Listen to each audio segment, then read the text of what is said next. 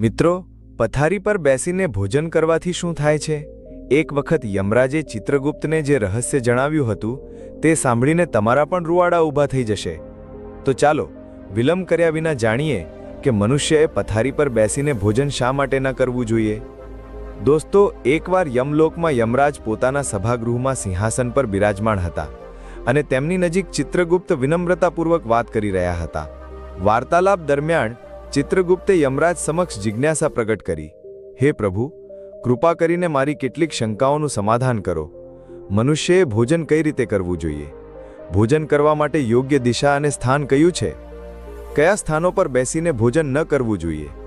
ભોજન પહેલાં શું કરવું જોઈએ અને ભોજન પછી શું કરવું જોઈએ? કોના ઘરે ભોજન ન કરવું જોઈએ? કયા સ્થાનો પર બેસીને ભોજન કરવાથી આયુષ્ય ઓછું થાય છે? કૃપા કરીને મારા આ તમામ પ્રશ્નોના ઉત્તર આપો. યમરાજ હસ્યા અને ચિત્રગુપ્તને ઉત્તર આપતા બોલ્યા, હે ચિત્રગુપ્ત, તે ખૂબ જ યોગ્ય પ્રશ્નો પૂછ્યા છે. વાસ્તવમાં આ તમામ પ્રશ્નોના ઉત્તર મનુષ્યના આચાર, વ્યવહાર અને તેની આદતોમાં છુપાયેલો હોય છે. મનુષ્ય જેવું આચરણ કરે છે તેવું જ ફળ તેને ભોગવવું પડે છે. સારા આચરણથી સુખ અને દીર્ઘાયુ પ્રાપ્ત થાય છે, જ્યારે અયોગ્ય આદતોને કારણે દુઃખ અને અકાળ મૃત્યુ પણ થઈ શકે છે. મનુષ્યએ ભોજન કરતી વખતે શાસ્ત્રોના નિયમોનું પાલન અવશ્ય કરવું જોઈએ. જે પણ મનુષ્ય શાસ્ત્રોના નિયમોનું પાલન કરીને ભોજન ગ્રહણ કરે છે તે નિશ્ચિતપણે દીર્ઘાયુ થાય છે. તેનું શરીર રોગ અને વ્યાધિઓથી દૂર રહે છે. તેના શરીરમાં પાપનો વાસ થતો નથી. એટલા માટે ભોજન કરતી વખતે મનુષ્યએ દિશા, સ્થાન, સમય અને ઉંમરનું ધ્યાન અવશ્ય રાખવું જોઈએ. આ સાંભળીને ચિત્રગુપ્તે વિનમ્ર સ્વરમાં કહ્યું, હે પ્રભુ, કૃપા કરીને આ રહસ્યોને વિસ્તારપૂર્વક સમજાવો. ભોજન સંબંધિત જે પણ નિયમો છે તે મને વિસ્તારપૂર્વક જણાવો. યમરાજ ગંભીર સ્વરમાં બોલ્યા, હે ચિત્રગુપ્ત, તારા પ્રશ્નોના ઉત્તર આપતા પહેલા હું તને એક પ્રાચીન કથા સંભળાવું છું. આ કથાને ધ્યાનપૂર્વક સાંભળ. એમાં તને તારા બધા પ્રશ્નોના ઉત્તર મળી જશે. આ કથા અત્યંત શિક્ષાપ્રદ છે. જે પણ આ કથાનું શ્રદ્ધાપૂર્વક શ્રવણ કરશે અને તેનો પ્રચાર કરશે તેના 32 પ્રકારના પાપ હું માફ કરી દઈશ. આ સાંભળીને ચિત્રગુપ્ત હર્ષિત થઈ ગયા અને બોલ્યા, હે ધર્મરાજ, તમારા મુખેથી આ મહાન કથા સાંભળવી એ મારું સૌભાગ્ય છે. હું ધ્યાનપૂર્વક તેને અવશ્ય સાંભળીશ. પછી યમરાજ ચિત્રગુપ્તને તે પ્રાચીન કથા સંભળાવવા લાગે છે. એ કથા હું તમને સંભળાવીશ. પ્રિય મિત્રો, આ કથા ખૂબ જ જ્ઞાનવર્ધક છે. આ કથાને તમે અંત સુધી જરૂર સાંભળો, કારણ કે અધૂરું જ્ઞાન હંમેશા દુઃખ અને પાપનું કારણ બને છે.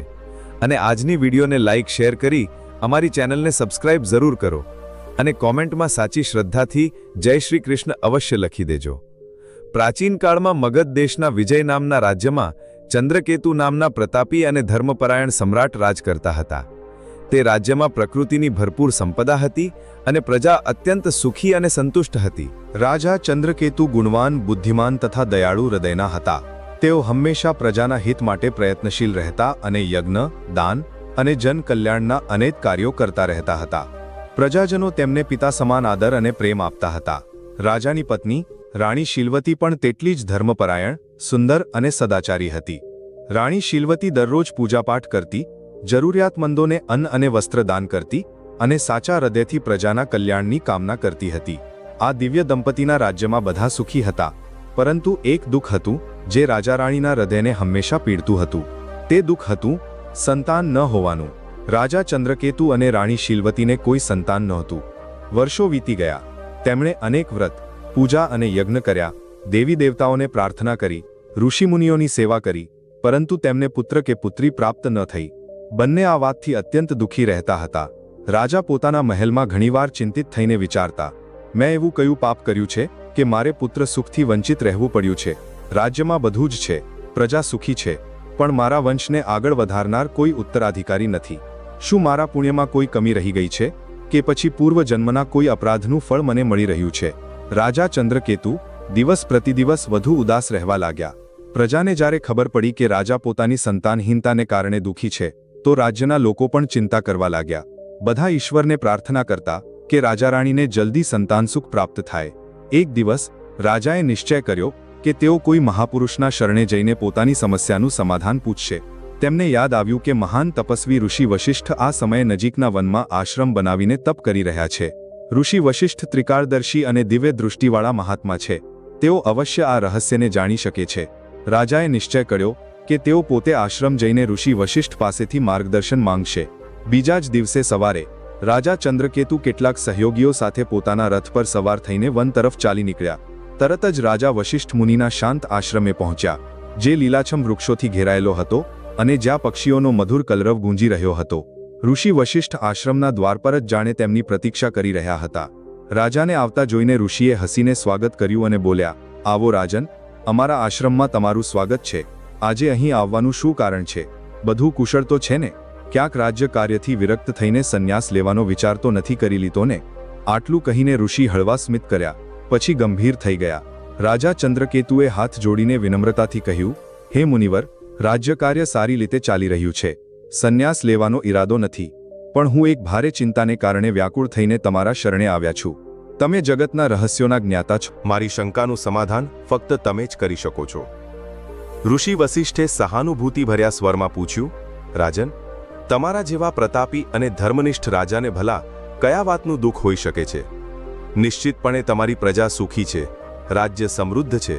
છતાં પણ જો તમારા મનમાં કોઈ શંકા કે કષ્ટ હોય તો નિસંકોચ કહો, હું યથાશક્તિ અવશ્ય સહાયતા કરીશ. ત્યારે રાજા ચંદ્રકેતુએ દુઃખી સ્વરમાં પોતાની વ્યથા સંભળાવી. હે મુનિવર, મારા જીવનમાં એક જ અભાવ છે. મારું કોઈ સંતાન નથી, ન પુત્ર છે ન પુત્રી. મેં અનેક યજ્ઞ, ઉપવાસ કર્યા, તીર્થોના દર્શન કર્યા, બ્રાહ્મણોને દાન આપ્યું, દરેક સંભવ પ્રયાસ કર્યો, પરંતુ ભાગ્યે મને સંતાન સુખથી વંચિત રાખ્યો છે. કૃપા કરીને જણાવો કે એવો કયો અપરાધ મારાથી થયો છે કે મને સંતાનહીનતાના રૂપમાં સજા મળી છે? મારા પછી મારા રાજ્યનો ઉત્તરાધિકારી કોણ હશે? મારો વંશ કઈ રીતે આગળ વધશે? મારા મનની આ પીડા દૂર કરો અને એ પણ જણાવો કે સંતાન પ્રાપ્તિ માટે મારે શું ઉપાય કરવો જોઈએ? રાજાની વ્યથા સાંભળીને ઋષિ વશિષ્ઠે થોડી ક્ષણ માટે આંખો બંધ કરી લીધી અને પોતાની દિવ્ય દૃષ્ટિથી રાજાના પૂર્વજન્મના કર્મોનું નિરીક્ષણ કરવા લાગ્યા. ધ્યાનમગ્ન ઋષિ પર રાજાની નજર ટકેલી હતી. થોડી ક્ષણ બાદ ઋષિએ આંખો ખોલીને કહ્યું, હે રાજન, જે કંઈ હું જણાવી રહ્યો છું તેને ધૈર્યપૂર્વક સાંભળો. તમારા સંતાન ન હોવાનું કારણ તમારા પૂર્વજન્મના કર્મમાં છુપાયેલું છે. પાછલા જન્મમાં અજાણતા તમારાથી એક પાપ થયું હતું, જેની સજા તમને આ જન્મમાં સંતાનહીનતાના રૂપમાં મળી રહી છે. રાજા ચંદ્રકેતુ ચકિત થઈને બોલ્યા, પૂર્વજન્મનું પાપ? કૃપા કરીને વિસ્તારપૂર્વક જણાવો મુનિવર. મારાથી એવું કયું પાપ થઈ ગયું? વશિષ્ઠજી બોલ્યા, પૂર્વજન્મમાં તમે એક સામાન્ય શિકારી હતા અને વનમાં શિકાર કરીને જીવન નિર્વાહ ચલાવતા હતા. મૂળતઃ તમે ખરાબ હૃદયના નહોતા, પણ શિકાર દરમિયાન ક્યારેક ક્યારેક અધર્મ થઈ જ જતો હોય છે.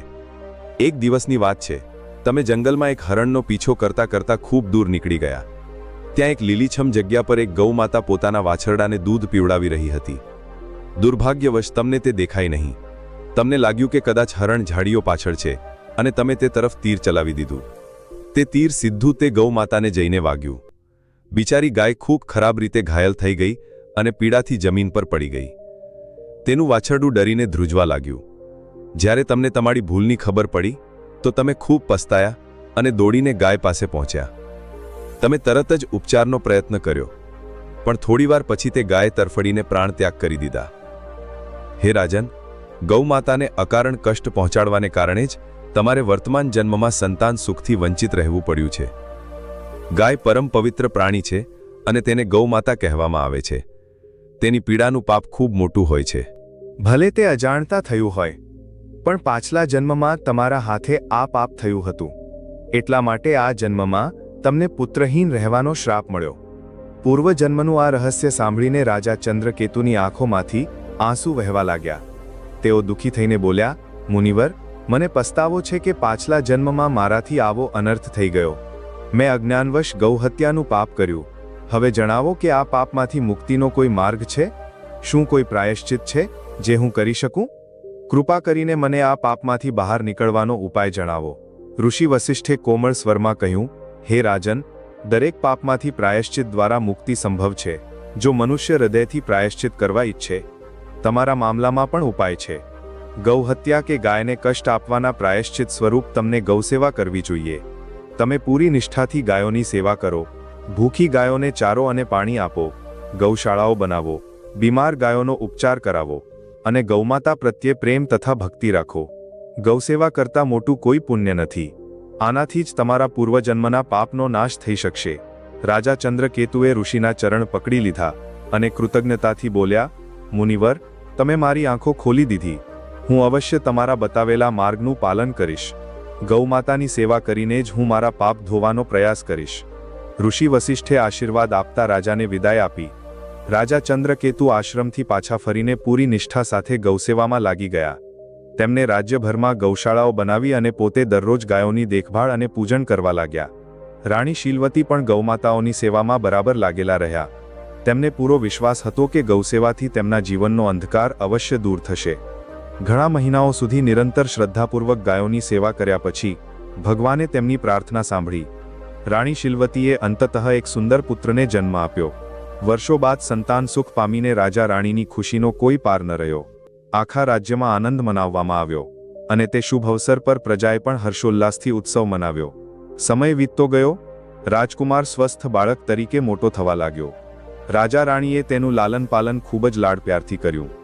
વર્ષો બાદ સંતાન મળવાને કારણે તેઓ રાજકુમારની દરેક ઈચ્છા પૂરી કરતા હતા. માતા પિતાને પ્રસન્ન રાખવા માટે મહેલના સેવકો પણ રાજકુમારને લાડ લડાવતા અને ક્યારેય કોઈ વાત માટે તેને કઠોર અનુશાસનમાં રાખવામાં આવતો નહોતો. અતિશય લાડપ્યારને કારણે રાજકુમાર અનુશાસનહીન થવા લાગ્યો હતો. જો કે તે હૃદયથી ખરાબ નહોતો, પરંતુ નાનપણથી જ તેને મનફાવે તેમ કરવાની છૂટ મળી ગઈ હતી. તે સવારે મોડે સુધી સૂઈ રહેતો અને સ્નાન કર્યા વિના રસોઈમાંથી નાસ્તો મંગાવી લેતો. ક્યાલે ભોજન કક્ષમાં જવાની તસદી લેતો નહીં, પણ પથારી પર જ ભોજન કરવાની જીદ કરતો. મહેલના દાસ દાસીઓ સોનાની થાળીમાં જાત જાતના પકવાન સજાવીને રાજકુમારના શયનકક્ષ સુધી લઈ આવતા. રાજા કે રાણી તેને ખીજવતા કે ટોકતા નહોતા અને સેવકો પણ તેની દરેક ઈચ્છા પૂરી કરતા હતા. રાજગુરુ સહિત કેટલાક વડીલોએ ક્યારેક ક્યારેક રાજકુમારને સમયસર સ્નાન કરવા અને યોગ્ય સ્થાને બેસીને જમવાની સલાહ પણ આપી, પરંતુ માતા પિતાએ પ્રેમને વશ થઈને તેની ભૂલોને અવગણી દીધી.